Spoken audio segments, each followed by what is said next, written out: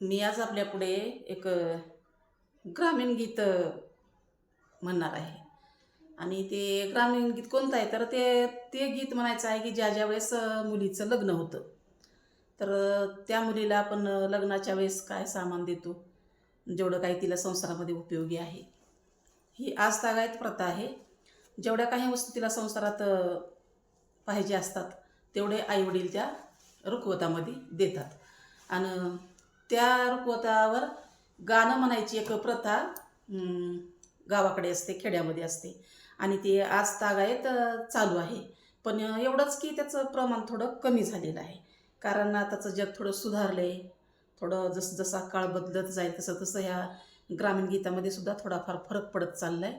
आता ज्या ज्या जुन्या बायका आहेत, ज्यांनी की हे गाणे ग्रामीण गाणे ऐकलेले आहेत, ज्यांना की हे ग्रामीण कला अवगत आहे, अशा बायका अजूनही खेड्यापाड्यामध्ये लग्नाच्या वेळेस लग्नाचे गाणे म्हणतात. किंवा मुलीला ज्यावेळेस लग्न झालं आणि ती सासरी निघते त्यावेळेस ती पाठवणीचं गाणं म्हणतात. आता जवळजवळ आमच्या वयाच्या बायकांना भरपूर गाणे येतात, परंतु ते सगळ्याच बायकाला येतात असं नाही. ज्यांना ज्यांना त्या गाण्याची आवड आहे, ज्यांना चार माणसात अशी गाणी गाऊन दाखवावी वाटतात, त्या गाण्याबरोबर ग्रामीण भागामध्ये सुद्धा ही गाणे आजतागायत चालू आहेत. आणि किती जरी आज जमाना डिजिटल झाला, किती जरी जमाना सुधारला, किती जरी नोकऱ्या लोक करायला करून म्हणजे गाव सोडून शहरामध्ये जरी आले तरी त्यांना नवीन नवीन चांगलं वाटतं. परंतु जसा काळ लोटत जाईल तसं तसं त्यांना गावाची पण त्यांना पण ओढ लागायला लागते. आणि आता तर क्लास 1 अधिकारी असू द्या, कोणी असू द्या, पैसेवाला असू द्या, सगळ्यात सुंदर काय तर गाव, असं त्यांची एक धारणा झालेली आहे. आणि गावाकडचं काही खायचं म्हणा, शेतातलं म्हणा, कोणत्याही वस्तू त्यांना इतक्या म्हणजे अप्रूप वाटायला लागल्यात, त्यात इतकी त्यांना त्याची आवड निर्माण व्हायला लागली की खरंच जुनं ते सोनं असं म्हणायला हरकत नाही. म्हणून किती जरी शिकलेला समाज असला तरी ते पाठीमागे वळून पाहण्याचा प्रयत्न करतोय की खरंच सुंदर जीवन कुठलं असेल तर खेड्याचं, गावाचं. कारण लहानपण त्याचं त्या गावामध्ये गेलेलं असतं, गावामधली संस्कृती बघितलेली असते, गावामधलं कल्चर बघितलेलं असतं, गावामधल्या जुन्या माणसांचं प्रेम, माया, आपुलकी हे सगळं काही त्यांनी अवगत केलेलं असतं. आणि ती मग जसं जसं वय वाढत जाईल तसं तसं त्याला ते पाठीमागलच्या जी वर्तन दिलेलं आहे आपल्याला, गावच्या लोकांनी जी आपल्याला वागणूक दिलेली आहे, आपल्यावर प्रेम केलेलं आहे, याची आठवण आल्याशिवाय मात्र त्याला राहत नाही.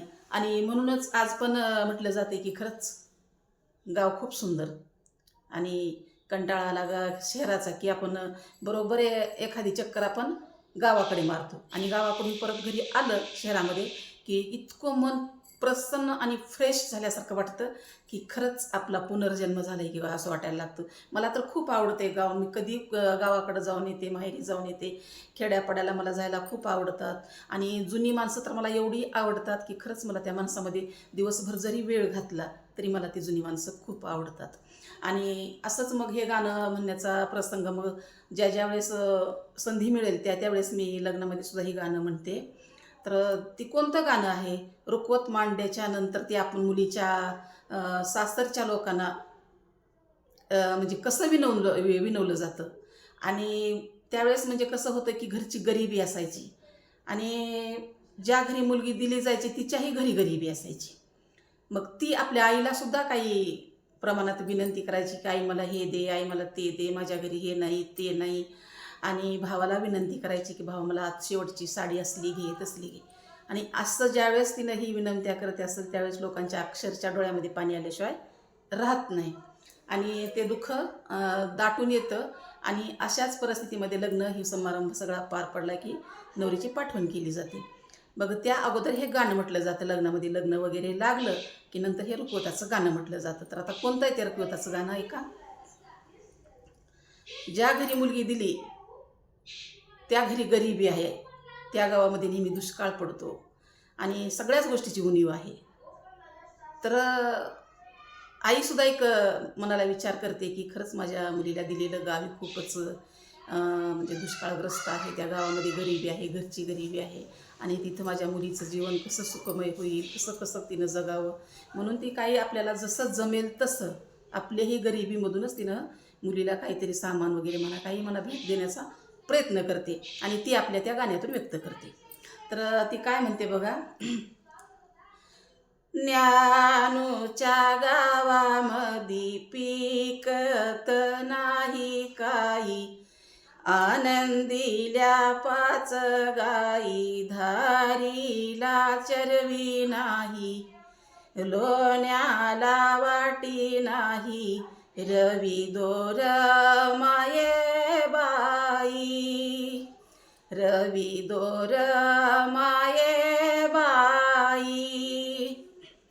आसी सोन्याची घागर, पीठ तिंबी नागर, वरून आला ठाका ठोका, लाडू काव फिका, लाडू काव फिका.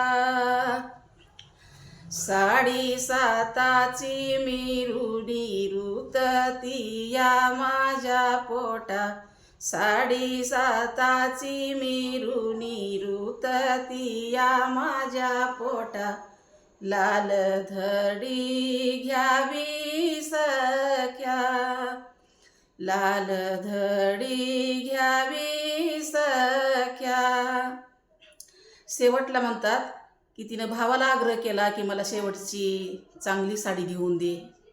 एवढं सगळं करून सुद्धा मुलीची सासू लाडू काही चांगले झालेच नाहीत असं नावं ठेवते आणि तेवढं करूनही मुलीची आई नाविलाजाने सहन करते, कारण आपली तिथं मुलगी नांदायची आहे असा विचार करून. शेवटी पुन्हा जे आहे ते ठीक आहे म्हणतात आणि पुन्हा शेवटला म्हणतात की चांदीची बाई फणी घाला मैनाची वेणी, चांदीची बाई फणी घाला मैनाची वेणी, लावा संसाराच्या ध्यानी, लावा संसाराच्या ध्यानी, लावा संसाराच्या ध्यानी. खरंच माझं हिरकोतारचं गीत, ग्रामीण गीत आपल्याला जर खरंच मनपूर्वक आवडलं असेल तर खरंच भरभरून लाईक द्या, सबस्क्राईब करा आणि खरंच माझ्या व्हिडिओला पुढे पाठवण्याचा प्रयत्न करा, म्हणजे शेअर करा, ही आपल्याला कळकळीची विनंती आहे.